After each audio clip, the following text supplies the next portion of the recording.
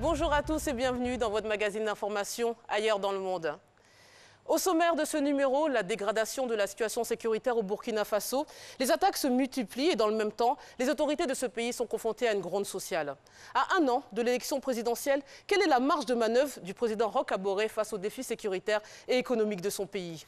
Pour ce numéro consacré au Burkina Faso, nous serons en liaison avec notre correspondant Morin Yamongbe, directeur de publication du quotidien en ligne Wakat Sera. Et sur le plateau, je suis en compagnie de messieurs Wakili Alafé, directeur du quotidien L'Intelligent d'Abidjan, et de Thomas Guessambi, journaliste spécialiste des questions internationales. Bonjour messieurs. Bonjour. Bonjour et bienvenue. Merci. Avant de décrypter la situation sécuritaire au Burkina Faso, je vous propose un élément récapitulatif de Georgette Ido et d'Elilou Souko.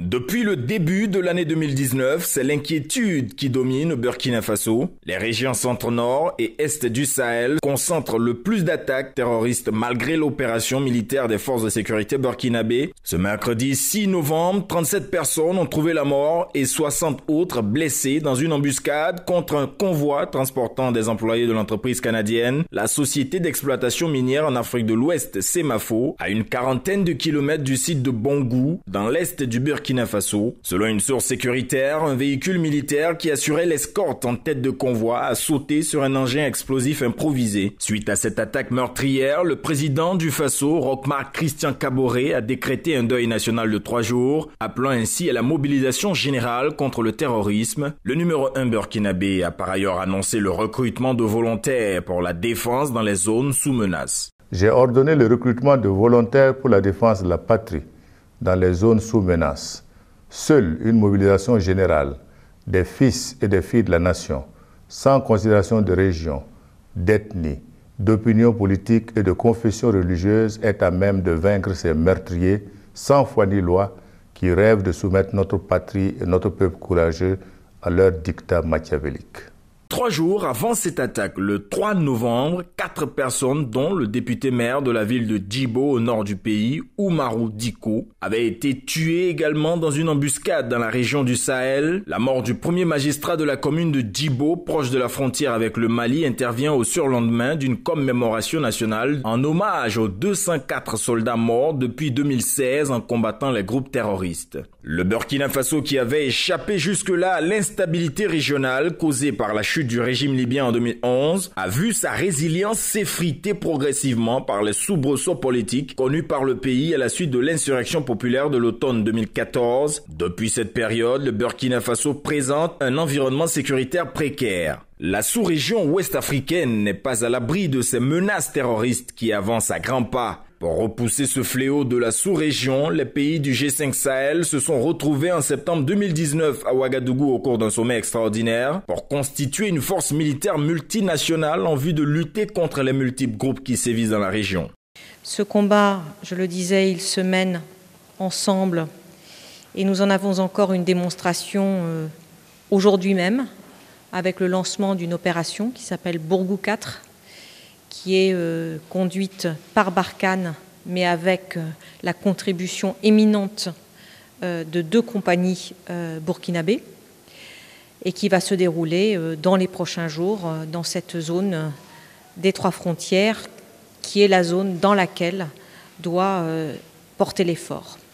Cette attaque, ainsi que le climat d'insécurité qui règne dans une partie du pays, pourrait remettre en cause les investissements étrangers au Burkina Faso. Alors messieurs, on vient de voir à l'instant, depuis 2015, les attaques au Burkina Faso ont fait plus de 500 morts et entraîné le déplacement de plus de 500 000 personnes.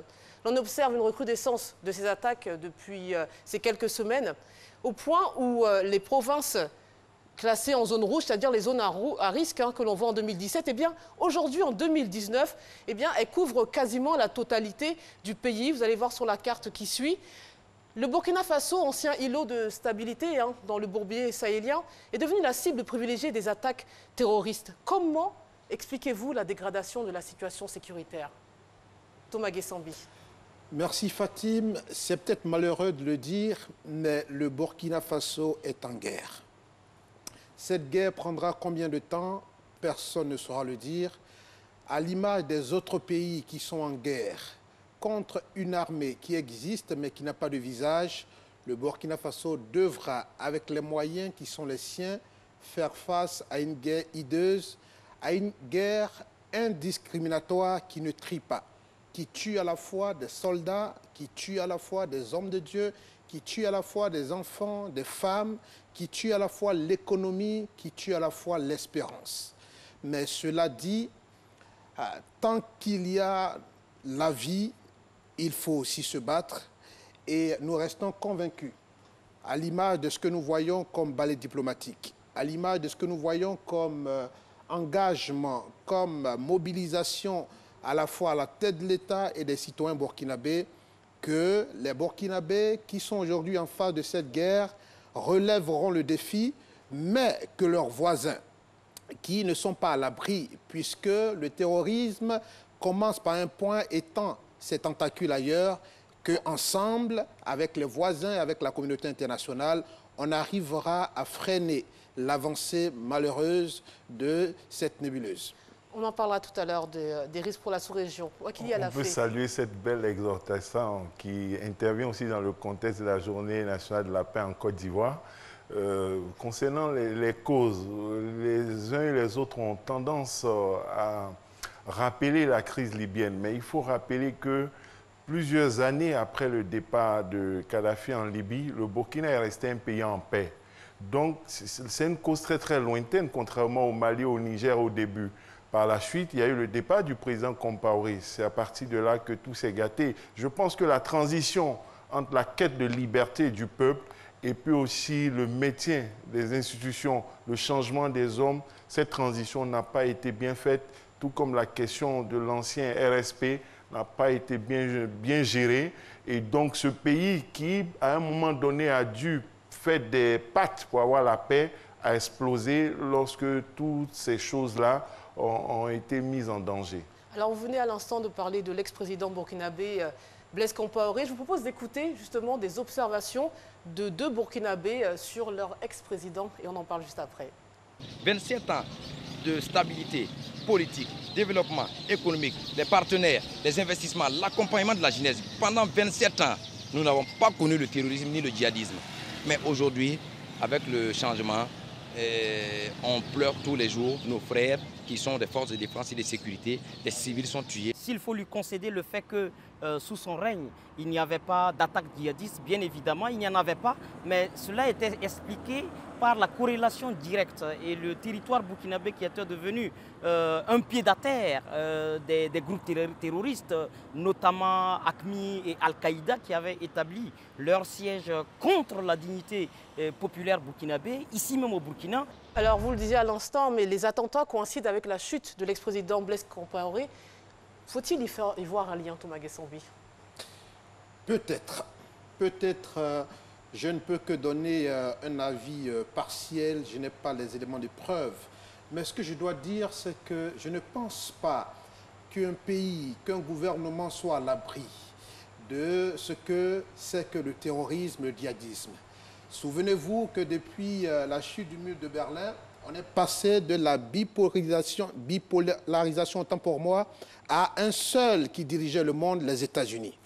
Et ce djihadisme-là et ce terrorisme-là a frappé la première puissance dans son cœur, au Pentagone et un peu partout. Donc, cela dit, ce que je retiens, c'est que le djihadisme exploite à merveille là où il y a la dissension, là où il y a les querelles, si vous voulez, politiques, comme des querelles intercommunautaires. Là, le djihadisme trouve toujours un terreau fertile. Mais un des Burkinabés le disait, le Burkina Faso était un peu la base arrière des terroristes à l'époque de Compaoré. Est-ce qu'il y avait peut-être un accord qui nous échappe, qui permettait une accalmie? Certainement, il y a une corrélation, hein, comme vous l'avez dit un peu.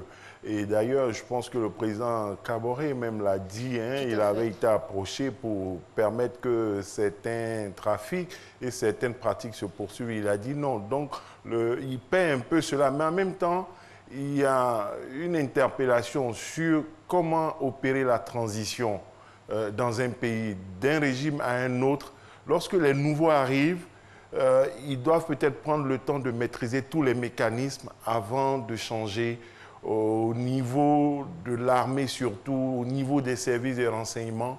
On a eu l'impression que peut-être la volonté d'avoir voulu tourner totalement la page Compaoré a pu faire que ceux qui avaient de l'expérience, ceux qui pouvaient gérer ces situations, on ne les ait pas laissés, on ne les ait pas écoutés, et puis tout le monde a pu être balayé, et puis le Burkina a été peut-être sans expérience, sans réaction par rapport à cette situation-là. Donc, il faut souhaiter que très rapidement, avec la coopération des uns et des autres et de tous, des solutions soient trouvées, mais il n'y a pas lieu de fermer les yeux sur la corrélation. Et en même temps, il faut dire que la liberté et la dignité ont un prix. C'est peut-être ce que le Burkina est en train de payer, en espérant que ça ne continue pas et que le coût qui est déjà assez élevé soit maîtrisé.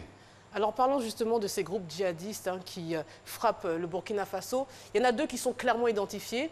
Nous avons le GESIM qui lui opère généralement dans le nord, qui est le groupe de soutien à l'islam et aux musulmans. Et puis on a plus à l'est, on a l'État islamique au Grand Sahara. Qui sont ces djihadistes et quelles sont leurs revendications? Bien entendu, comme toi, ce que la littérature de la presse m'a donné, il y a que, naturellement, pour des questions de trafic d'armes, de trafic de drogue, il y a des groupes criminels qui étaient nés. Mais aujourd'hui, nous assistons à une dynamique de franchise que Al-Qaïda accorde, tout comme l'État islamique. Donc aujourd'hui, vous avez par exemple Boko Haram qui vient de faire allégeance à l'État islamique, donc sous l'appellation État islamique, province de l'Afrique de l'Ouest. Et vous avez aussi naturellement Al-Qaïda et tout ce qui est Al-Qaïda au Maghreb islamique. Donc cela dit, on est passé des groupes criminels isolés à des groupes qui ont été finalement inféodés à ces deux grandes puissances, si on doit les qualifier comme ça malheureusement, deux grandes puissances criminelles que sont Al-Qaïda et État islamique, qui tuent, qui pillent et qui en même temps veulent posséder des territoires, non seulement pour déstabiliser des États bien constitués, mais avoir à eux des territoires pour toutes sortes de trafics qu'on ne peut s'imaginer.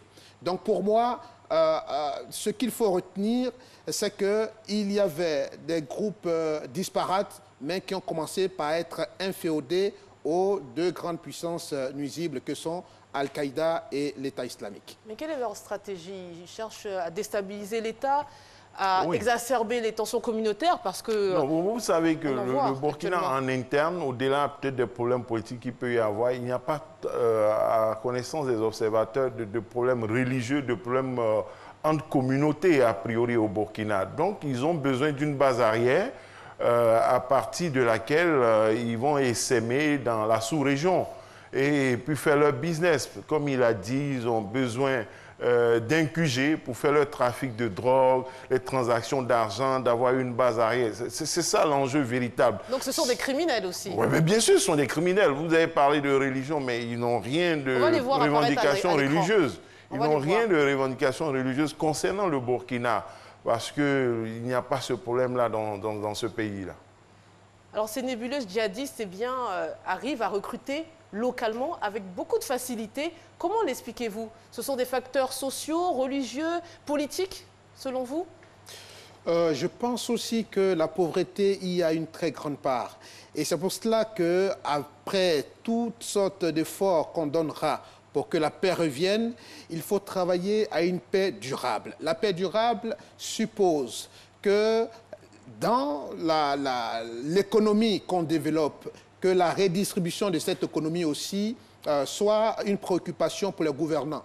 De sorte que des jeunes désœuvrés, de sorte que des citoyens qui n'ont pas leur part dans la redistribution ne soient pas des proies ou des oreilles favorables à entendre une cause quelconque. Mais à la vérité, je pense que très vite, on a fait d'utiliser la religion, mais quelqu'un a posé la question, il dit le djihadisme, est-ce que c'est la radicalisation de l'islam ou bien c'est l'islam de la radicalité?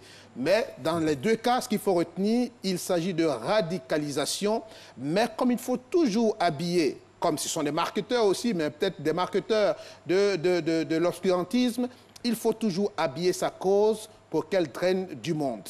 Et comme je le dis, sans peut-être vouloir en dire un peu plus, la question économique, la pauvreté et naturellement les tensions qui sont basées sur des communautés qui se fréquentent peuvent y passer aussi. Alors, rappelons que 75% des cibles de ces attaques sont des symboles de l'État. Et paradoxalement aussi, ces attaques ont souvent lieu dans des endroits délaissés par l'État. Comment vous... Oui, non, dans des endroits délaissés, mais aussi dans la dernière attaque, c'est des symboles économiques. C'est une zone économique, c'est une mine qui produit de l'argent, qui a priori devait prendre des dispositions de sécurité, qui n'a pas pu le faire. Et donc, ce n'est pas forcément des zones délaissées. Mais peu importe, ce sont des endroits où ils veulent s'installer. Mais on voit aussi toujours que leurs moyens sont toujours aussi peut-être des moyens dérisoires. Ils sont là pour nuire. Puisque en réalité, ce sont des zones à risque, mais ils n'ont pas pu vraiment s'incruster dans le Burkina malgré tout. Ils n'ont pas pu rester avoir des QG, être là en permanence. Ils attaquent, ils disparaissent, ils reviennent. Maintenant, où ils vont, comment ils circulent, se font dans la nature, c'est cela qu'il faut arriver à identifier et maîtriser. Contrairement au Mali, où ils ont une sorte de base, où ils sont traqués, au Burkina Faso, ils n'ont pas encore pu véritablement rester en permanence et avoir un QG repérable. Ce qui est rassurant pour l'instant. C'est vrai, on peut parler de pauvreté, mais vous voyez, leurs relais locaux sont aussi relatifs. Ça peut être un peu, certes, lié à la pauvreté, mais on se rend compte qu'ils ne sont pas totalement incrustés, intégrés. Ils agissent comme de véritables voyous, des criminels qui profitent d'un contexte sociopolitique aussi. Alors, nous sommes en liaison avec notre correspondant directement au Burkina Faso. Morin Yamongbe, comment réagit la population face à la dégradation de la situation sécuritaire? Oui, il faut le dire, les populations, malgré un brin d'espoir, il faut dire que la psychose est généralisée. Hein. Si les populations dans la capitale Ouagadougou sont aussi inquiètes que celles des autres localités d'ailleurs. Il faut reconnaître que dans les villages et villes attaquées, c'est la panique et il y a plein de gens qui ont dû fuir leur localité, là où ils habitaient, ils ont dû fuir leur terre et tous leurs biens, ils se sont réfugiés dans d'autres villages un peu plus calmes à côté. Il y en a qui ont regagné carrément la capitale de Ouagadougou. Alors on compte aujourd'hui près d'1 million de déplacés qui vivent dans des conditions d'une précarité extrême. Les populations burkinabès ne savent même plus à quel saint protecteur se vouer, se demandant à quand la fin de ce cauchemar. Un cauchemar qui a grippé les systèmes de santé, porté un coup dur à l'éducation, détricoté le tissu social et frappé de plein fouet une économie que tout le monde savait déjà quelque peu exsangue. La puissance de feu des assaillants ne cesse de croître et ils ont souvent une très bonne longueur d'avance sur nos militaires. On essaie d'ailleurs comment, et ils doivent avoir un service de renseignement très fourni et peut-être même des complicités à des niveaux insoupçonnés. Le président Roch Kaboré a fait de la lutte contre le terrorisme sa priorité. Parlez-nous des mesures prises. Ok. Oui, bien sûr, et ça aurait été complètement aberrant s'il n'en était pas ainsi. Et n'étant pas dans les secrets de Dieu et des délibérations des conseils de la défense, nous ne pouvons que nous conformer, nous cantonner aux appels du moins fréquents qui sont faits aux populations pour collaborer aux côtés des forces de défense et de sécurité et les aider à traquer les terroristes qui sont aujourd'hui dans nos murs, hein, parce que ce ne sont plus forcément des cellules, des gens qui viennent de l'extérieur, ce sont des cellules latentes. Et la plupart du temps, quand les gens témoignent, ils disent que ces terroristes parlent souvent la langue locale. Ils parlent soit en foufoude, qui est parlé par les peuples, ou le mouré. Donc, il faut dire que ce sont des cellules latentes aujourd'hui, ils ne viennent plus forcément de l'extérieur. Et avec ça, il faut reconnaître la porosité de nos frontières qui laisse passer facilement des gens qui viennent attaquer, qui viennent attaquer au Burkina et qui se replient au Mali, ou qui viennent attaquer au Mali, qui se replient au Niger et vice-versa. Mais c'est vrai que les mesures sont prises, elles sont toujours prises. Certains appellent ça des mesurettes parce que ça ne semble pas vraiment être à la portée de cette guerre que nous subissons, qu'on nous fait subir, cette guerre asymétrique comme on l'appelle. Depuis la dernière attaque de Bungu, les mesures sont montées d'un cran et il faut s'attendre bientôt, comme le demande le président du Faso, à des recrutements de volontaires pour aller à l'assaut de l'ennemi. Comment cela va-t-il se passer concrètement? Wait and see, comme le disent nos cousins anglais. Le gouvernement déclare concentrer tous ses efforts sur l'aspect sécuritaire, quitte à creuser des déficits publics. Quelles sont les conséquences sur la situation économique et sociale du pays? Oui, c'est la lutte à fond. Et comme je le disais tout à l'heure, n'oubliez pas que nous sommes véritablement en guerre. Et à la décharge du président du Faso, aucun secteur ne peut fonctionner en l'absence de sécurité et de quiétude. Donc il faut forcément mettre beaucoup d'argent aujourd'hui dans la sécurité et la plupart beaucoup de rubriques au niveau du budget national ont dû connaître des ajustements en faveur du secteur de la sécurité, en faveur du secteur de la défense, quoi. Et donc il urge, je crois que comme l'argent n'aime pas le bruit, il urge forcément de travailler à sécuriser le pays pour permettre aux investisseurs étrangers comme locaux de retrouver la confiance voulue pour fonctionner en toute quiétude.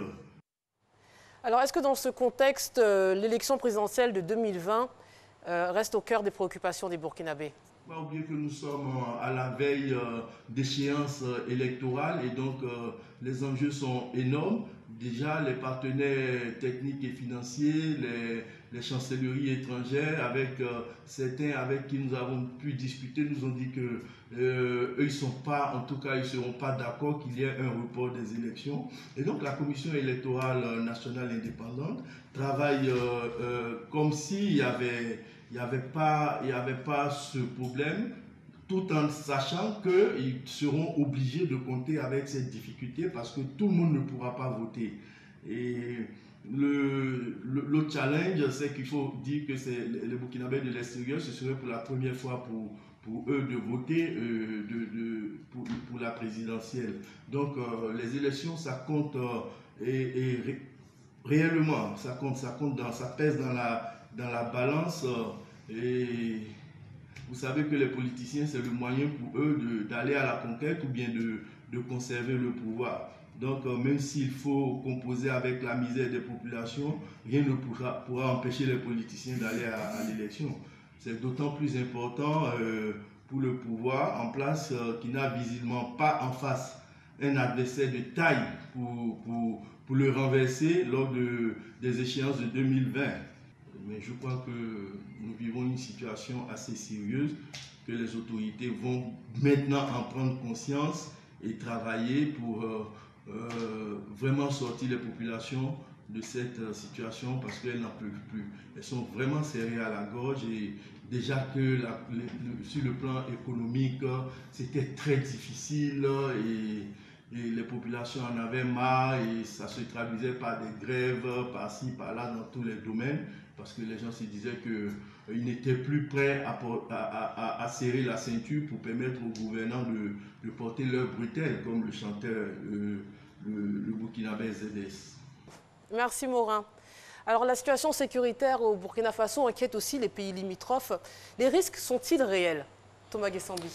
Mais bien entendu, quand Bamako est frappé et que quelque temps après, le pays de l'espérance, comme le dit l'Abidjanaise, est attaqué à Grand Bassam et que des touristes après sont attaqués au Bénin et que ce qui avait commencé dans un petit point peut-être à ignorer au Burkina devient finalement toute une surface considérable et que naturellement aujourd'hui on parle de zone de triangle à 3, c'est-à-dire le Burkina, le Mali, le Niger, qui est vraiment une zone très préoccupante pour laquelle le président français s'est engagé au cours de du Forum pour la paix, ça montre que aucun pays n'est à l'abri et que naturellement les questions d'échange, de conjugaison d'efforts, de renseignements, de stratégie ont droit de citer pour faire front face à un ennemi extrêmement dangereux. Alors Thomas Guessambi vient de citer 3 pays qui appartiennent